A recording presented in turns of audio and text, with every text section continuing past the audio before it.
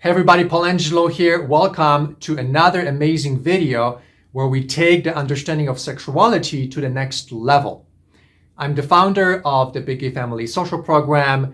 If you are struggling with relationships, with dating, it's probably because you are meeting the wrong men in the wrong places and in the wrong way. If you meet men in the right places, if you meet men who are ready and capable of openness, and if you have a dating strategy like we have in the program, everything will change. Your experience will be more joyful and your connections will be powerful. So to do that, join us at the Big Gay Family Social Program. Visit the website biggayfamily.com. If you haven't watched my other videos about insecurities related to penis sizes, if you haven't watched the video about coming out, or the video about how to stop emotional bleeding from Grindr, please go back to my channel. These are the last videos I posted. Please watch them because they are connected to today's video about sexual compatibility. We are going to discuss sexual compatibility as an insecurity. I believe this video is going to help so many of you, because sexual compatibility is an outcome of a combination of factors. Some of them relate to what we talked about in the previous videos, about not fully completing the coming out process. I said in the previous video that we are not really fully out, because for us to be fully out, we have to integrate the emotional, the spiritual, the intellectual aspect of gayness and interact with each other for extended amount of time about those areas. And unfortunately, everything is about sex, so how can we possibly say to ourselves that we are fully out? No, we are all still closeted. We're going to use the same framework that we used in those videos, and we're going to add to that, incorporate that into sexuality, more specifically sexual compatibility. So we're going to start with this very framework right here, right now, and expand upon it. And I have additional exhibits to share with you. So let me first share with you those exhibits because I want you to see that we're going to go deeper today. We're going to explore the meaning of contextual sex versus detached sex. And right away you can see the difference.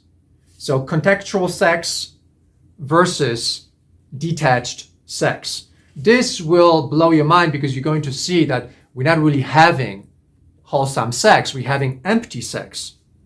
We are going to talk about sexual compatibility as an insecurity, and we're going to use this exhibit to show you what's really going on here. Sometimes we don't know what's going on here because we don't have clarity about what we're doing. So I'm going to ask you about, what do you really want? Do you want sex and then a lover? Or do you want lover and then work on sex? And this will also kind of blow your mind when you realize that we are sabotaging ourselves so much. And the pain from trauma, which is the pain that all of you are experiencing, is related to how we go about relationships. Next, we're going to talk about psychological avoidance. We're going to talk about shame that creates what, I'm sure you've heard this before, the mini-me, the reduction of who we really are into the smallest part of ourselves, and often that is the sexual component, and that is the mini-me or mini-you. And out of that, obviously, nothing healthy is possible. We're going to talk about the fear of intimacy. That is the same as rejection of wholeness. So a lot of times people say, oh, he's got fear of intimacy. What does that mean? It means that he is rejecting the emotional, the spiritual, and the intellectual part of who we are. This is related to the fact that we have not come out fully because of shame that creates the mini-me. And out of that mini-me, we reject the big me, the whole, the four aspects of us, which is the emotional, the spiritual, the intellectual, and the sexual. And finally, we are going to conclude, or maybe we're going to talk about it earlier than that, the fact that we all have absent fathers, and as a result of that, we don't have a point of reference about wholeness. So if you had an amazing, rich, and emotionally powerful relationship with your father, then you would have wanted the same from your lovers. But because all of our fathers, mine included, they have abandoned us. Or maybe some of you lucked out, but in most cases, our fathers are completely absent emotionally. Just think about it this way. If you were straight and you had a gay child or a child that showed signs of difference, you would not know how to interact. You would be confused. In many cases, those fathers simply detach. And all of this is culminating in having an insecurity about sex. And we think that we don't have an insecurity, but we're going to question that perception. I believe that this video and the information I'm sharing with you right now is going to help you tremendously, because I wholeheartedly believe that love and beautiful relationships are very, very easy. But we do so much to stand in the way. Most of the things that we are doing, they're simply self-sabotaging. They're simply standing in our own way kind of behaviors. So it can be a little psychological to understand all of this, but it's not difficult. And I'm going to guide you in this video, baby step at a time, so that you open up yourself to the real possibility of love. And you don't set yourself up for trauma anymore. Because unfortunately, most of us are subjecting ourselves to trauma on a regular basis on Grindr, on the hookup apps, Scruff, dating platforms. Every time you are leading with sex or they're leading with sex, it's a setup for trauma over and over and over again. So we're going to question a lot of your assumptions about sex. We're going to question a lot of places where you put all of your eggs into one basket, and therefore you're basically sacrificing yourself in the name of it. And with it, all your life. Because remember, relationships is your life. To a degree you have beautiful relationships, your life expands and new possibilities are real. Okay, so where should we start? We're going to start with the contextual sex versus empty sex or detached sex. I'd like for you to imagine a heterosexual man, because this is a good point of reference. And I'm not suggesting that they're better. I'm not suggesting that we are much different. Let's just start with that and open our minds to what can be what we can call a standard. What is like the best practice with sex? And the best practice with sex is the kind of sex that can be integrated with many other parts of our lives. So let's look at healthy contextual sex that a heterosexual man would have. He's married to a woman, he has children, and so now sex is connected to the family. Sex is no longer sex independently of his family. If he chooses to have sex with hookers and his wife finds out, he's going to ruin his family. So he is less likely to have sex with hookers or to hang out on porn sites and to meet people on the hookup apps for heterosexual people, right? I'm not saying he's going to always be like that, but he has now a container, a boundary that is his family that is incentivizing him, so that if he wants to keep that family, his sex life will have to be different. Now, in addition to a family boundary over his sexual behavior, he will then have a community boundary in the red. What this means is that when he gets his kids together and his wife, they're going to go to other families to hang out on Sunday or Saturday for the evening. And if that community that he's part of finds out that he's hooking up with hookers, or he's hanging out on the porn sites and all the trashy hookup places, of course, they're going to say, wait a second, you don't belong here. We want peace. We want stability. We want our families to be beautiful. And we want all the good things for the kids. We don't want some hooker to be all of a sudden showing up at the house demanding money. So when a man, heterosexual man, is inside of the boundary of the family and inside of the boundary of a community, his sex life will be different, radically different. And now we add the final container, spiritual container. Sometimes people say this is the influence of divinity or God, whatever spiritual beliefs that man has, that will also create a boundary around his sexual behavior. So this is basically what we could say, this is the healthiest sex you can ever have, the sex that's not independent of everything else, but in essence, it's part of everything else. That's why this is contextual sex. This is the kind of sex that works with with everybody else in your life and all other areas of your life. This is what many straight people experience. Now compare that with what we have going on in the gay culture. We basically have detached sex. There is no boundary. There is no family. There is no community. There is no spirituality. Just look at these two. Let's do it this way. Look at the comparison of the two. So when we talk about detached sex, now we enter into a world of sex. In other words, in that world, there will be fetishes, there will be kinkiness, there will be sadomasochism, there will be an endless list of repertoire of different sex ideas borrowed from all the porn sites that have never been contextualized, that have never been placed in the right way in your life. Here, basically, in the detached sex world, anything goes. And so, of course, there will be a lot of trauma there, because in most cases, that kind of sex will violate the boundaries of a family or a loving container. It will violate the boundary of a community and spirituality. And that is really the beginning of understanding what gay sex is all about today. So now, let's talk about this framework. So what we have here, when we talk about sexual compatibility in the gay world now, we basically talk about a situation where a man has spent his life in this fragmented experience of himself. He has never really fully come out and integrated and accepted the other dimensions of life.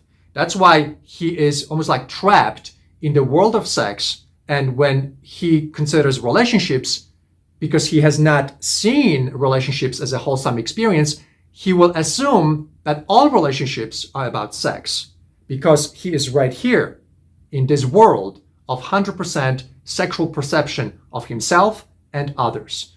This is, and we talked about this in the previous video, please go back, watch that. This is self-abandonment. He has abandoned very important parts of himself, and therefore he can't see it in other people. Therefore, sexual compatibility is the most important thing in his life. And therefore, he is setting himself up for failure in all relationships for the rest of his life. In a moment, I'm going to share that with you, how that happens. Contrast that with this man right here, who has fully come out, and he looks at sex as one part of multiple parts. Sex is there, but also there's emotion. And sometimes emotion will be a lot more exaggerated and sex will be downplayed. He can do that. He can also bring in spirituality. And when he's not having great sex with his lover, or for whatever reason, he can enhance the relationship with spiritual practices. And the same with the intellect. If something goes wrong in one area of that relationship, he can bring back pleasure and stimuli with the intellect. So here you've got 4 cylinders going on. Here you only have 1 cylinder going on. Using a metaphor of a car, what kind of car would you rather have, with 4 cylinders or 1 cylinder? Of course, 4 cylinders. So this is a good metaphor for how powerful any relationship can be. Here, very powerful. Here, relationship will be very fragile, very, very fragmented. In a moment, we're going to explore this even more. Okay, so now this is my favorite part here. Okay, so let's do some calculations here. Let's do some strategic analysis. So my question to all of you is, what do you want? Actually, before we even go there, what do you want? When you think about meeting people, meeting gay men, what do you want? If you are honest with yourself, you want a connection. Now, let's go back. When you say you want sexual compatibility, when you have it, what will that allow you to have next? Now, let's slow down here. Let's pause here because this can be a little bit tricky. So when you want sexual compatibility, you want it so that what will happen next? So that you feel connected. In most cases, you're going to say, so that I want to feel connected, you're going to say. I want him to be with me. I want to feel like nothing stands in the way, right? So that's when we say, okay, I want sexual compatibility because I don't want him to walk away. I want him to value me because the sex is so great. I want us to feel connected. Now, my question to you is there any other way you can feel connected? Is there any other way that you can bring value to his life and he brings value to your life so that you don't abandon each other, don't walk away from each other? And now we open the door to a deeper level analysis about what's really going on here. Please stay with me. So what do you want? Here, example number 1, sexual compatibility, and ultimately you want a lover. You want go from sex to a lover. And there's an assumption that the journey from sex to a lover is going to be easier once you have sexual compatibility, right? You assume that sexual compatibility will be the ticket to a relationship. That's one big assumption. We're going to question that in a moment. Here, in example number 2, we say, how about we reverse this? Let's approach this and say, I want a lover. And when we enter into sexuality, we will create it together. Okay, so this is a very different approach. It's reversed. And why do we do that?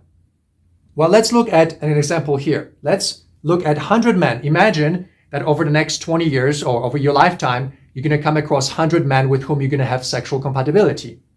So here is what you're going to assume. There's an assumption here. You assume that these men are capable of love. In reality, here's what happens.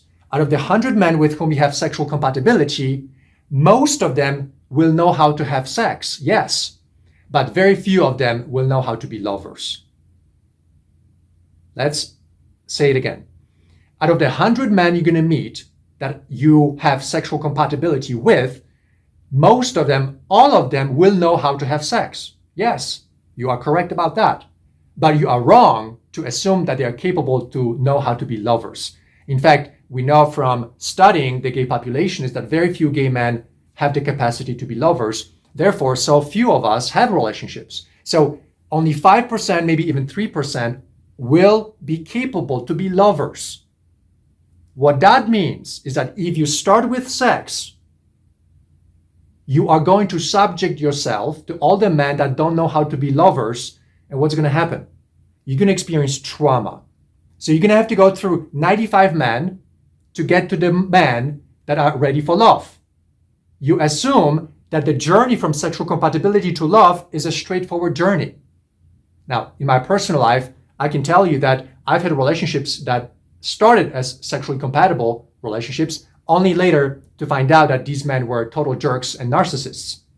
And then I had a relationship with a man with whom I did not have a sexual compatibility, and the experience was radically different. It was much more beautiful, much more wholesome, and that's the one I actually prefer. I personally prefer the second example, where I seek a lover, and if sex is not exactly what I want, I recognize it as just part of real life.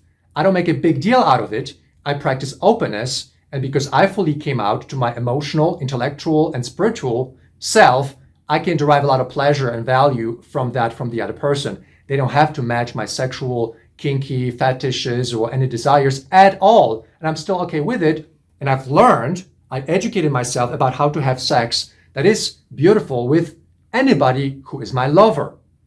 So this is very important because if you start out with sexual compatibility up front, here, you are going to assume that these lovers are going to be good lovers, and in most cases they're not. You're going to have trauma, and that trauma will set you up for a lot of hurt, depressions, anxieties, probably lasting many years. So if we talk about what is a more efficient way, long term, this is the more efficient way. Lover first, compatibility on a wholesome level, and then you learn how to create sexuality with that person. Now, sometimes that is something that is almost looking like, for most men, it seems like it's such a radical concept that they get stuck here. And so that's why we're going to go to the next level now. We're going to explore sexual compatibility as a psychological avoidance. The idea of psychological avoidance is not just about sex. It's just about intimacy and finding a lover. It's about everything. You can have psychological avoidance about your career. You can have psychological avoidance about your health. In fact, most of us have some version of psychological avoidance about one or two areas of our lives. I've had that in my career. I've had that in some areas of my life. And that's how I know that this concept is a real concept. Sometimes we enter into a state of denial and we assume that it's not a state of denial. And the only way that we know it's a state of denial is if we don't make progress. So we can get a little bit more direct here. And I'm going to ask you, are you making progress when you are starting out with sexual compatibility? Are you actually succeeding? Are you getting somewhere with it? Or are you not? If you're honest, you're going to say, I'm not. Because what has happened in the gay culture over the past 10 years is that the idea of a sexual compatibility became something completely now different. It's very difficult to find sexual compatibility now, even if you want that. Most gay men are bottoms. There are very few tops. And this is important to mention because go on the hookup apps and you're going to start noticing it up front. So if you're leading with the idea of sexual compatibility, and if you're a bottom man, you're basically just another bottom. Now, I know this can hurt a little bit, but that's how you set yourself up for failure. You're just another bottom amidst 57 bottoms on the way to a top. And so we're no longer talking about sexual compatibility. Now, the idea of sexual compatibility has become so complex. There's so many variables and so few tops for bottoms that it's definitely a setup for massive struggles and always competing for someone that simply has so much demand for him, the total top, that you really are setting yourself up for a lot of headaches and a lot of very strange situations. So I want to throw that into this discussion because if we are honest about what's happening to the gay culture, what's happening on the hookup apps, it's getting out of hand. It used to be that you had a one top for one bottom many, many years ago, like 20 years ago. Now it's 100 bottoms for one top. And to just assume this is not going to increase your difficulty level, it's silly because it will increase your difficulty level. We need a different strategy, a different approach that brings you the success that you want. And in my professional opinion and personal opinion, it's so much gentler, so much easier. There are no more headaches, traumas, frustrations, and rejections when you approach it the way I'm going to recommend you approach it. But before we get to that, let's talk about why we have this psychological avoidance, or why this is a healthy way of understanding yourself. Or a healthy way. This is a good way to understanding what's going on. So psychological avoidance, it's simply a situation where you are not progressing and yet you are telling yourself everything is fine. And with relationships, if sexual compatibility is not working for you, then I have to challenge you to say, okay, why are you persisting with it? And the reason why it's psychological avoidance, it's because by starting with sex, you no longer have to take into account the emotion, the spirit, and the intellect. And it's this unconscious putting your head back in the sand, down in the sand, so that you don't have to do the following. I'm going to give you a scenario here. Let's assume someone wants to come over to see you, and it's someone you met on an app, and he's calling you or he's texting you, I want to come over. What you will, inside of you, you will jump into, are we going to have sex? Is he the guy that is going to be compatible with me?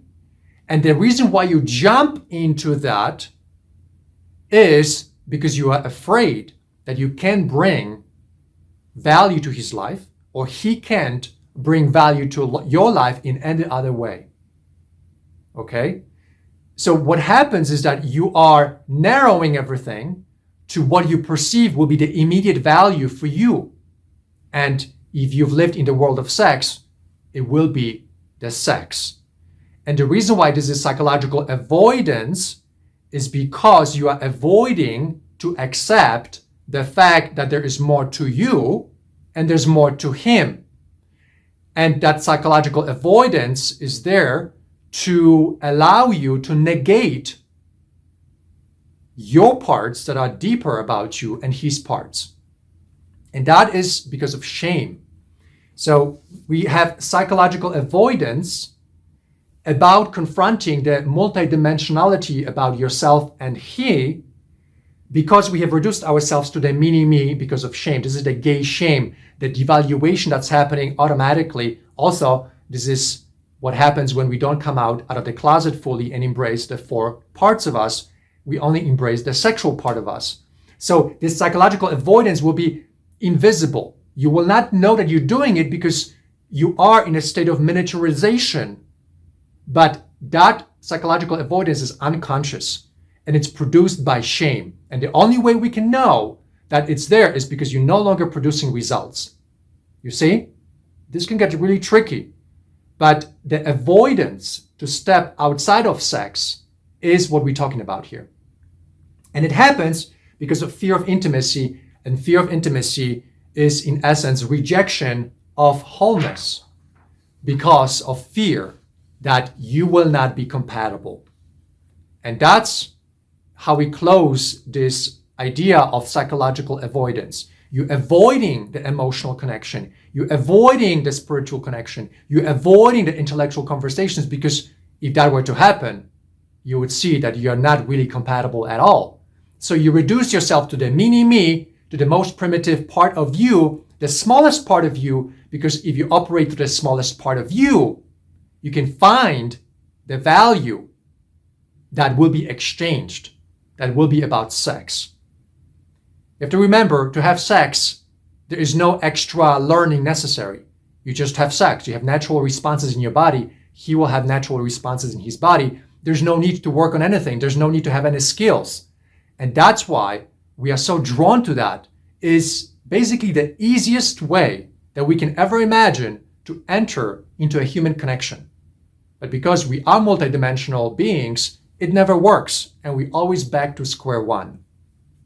So what has to happen is you have to integrate sexuality into that broader context, similarly to what straight people have as default in their lives. They're integrated. Gay men are not, and because of that, everything that you perceive about sex will always be a miniaturization of human nature. And no relationship will ever be possible with that kind of approach. And the proof for that is that out of the 100 men with whom you're going to have sexual compatibility, only small percentage of them can be actual lovers. And so if you start out by setting yourself up and confronting the men that are not relationship ready, in the example number 1, you're going to be setting yourself up for trauma. If you're going to start with number 2, that's the direction towards marriage. That's the direction towards settling down and having beautiful lives together. And sex sometimes will be great, sometimes it will not be great, and that's just part of life. So as we explore sexual compatibility, we have to recognize sex is just sex, is. The way that it is the way that you choose to make it. You see? So if you met men with whom you would have fallen in love emotionally and spiritually and intellectually, and if you continued with them, you would eventually discover you can have beautiful sex with them. You do need attraction, yes, and we take that for granted. But the mechanics of sex, the idea of sexual compatibility is no longer necessary. You are not a sex object. Neither am I, and all the men that you're coming across. Whenever you are turning everything into sexual compatibility, you basically are turning yourself into a sex object, and you're turning the other person into a sex object. And you're basically saying, I'm a mini-me, he is a mini-me, and the two mini-me's are going to come together to create a beautiful relationship. That is not ever going to work. That is an example of a shamed interaction. That is an example of a fragmented interaction. And it's just a matter of time until you do see each other's emotions, intellect, and spirituality, and you're going to clash. Because on those levels, you're going to see that there is no compatibility, even though you might luck out and have compatibility sexually. So I hope that in this video, you empowered yourself to look at sex differently. I hope that you can clearly see that sexual compatibility is an insecurity, just like any other insecurities, and that we can transcend it by educating ourselves about a wholeness that's necessary for relationships to work, not a fragmentation. And a wholesome dating approach is what will work. Fragmented dating approach will simply bring you back where you started, and that cycle will repeat itself for years and even decades. And gay men today are subjected to so much trauma, so much hurt over and over, that this actually has to become part of your survival strategy in this world. That you don't fragment yourself, you don't fragment others because the price to pay is too heavy. And this is why I suggest that every one of you joins us at the Big Gay Family Social Program, because all the things I shared with you today are part of the dating process. We help every one of you to become wholesome first. We can say to come out fully, and from that perspective, to have friendships and relationships. And with this approach, you are guaranteed to have the progress that you're struggling to have when you fragment yourself and reduce everything to the mini-me, the sex object me, where nothing will ever work. So join us at the Big Gay Family Social Program. Visit the website biggayfamily.com. We have a free course that you can take and take this learning to the next level. And whenever you're ready, join us and start the introductions and see for yourself that this approach is the one that will work, and forever say goodbye to the shamed, fragmented way of interacting with gay men. So thank you for listening. If you are new to my channel, please subscribe, and I'm looking forward to sharing with you more in the next video. Thanks for listening. I'll see you soon.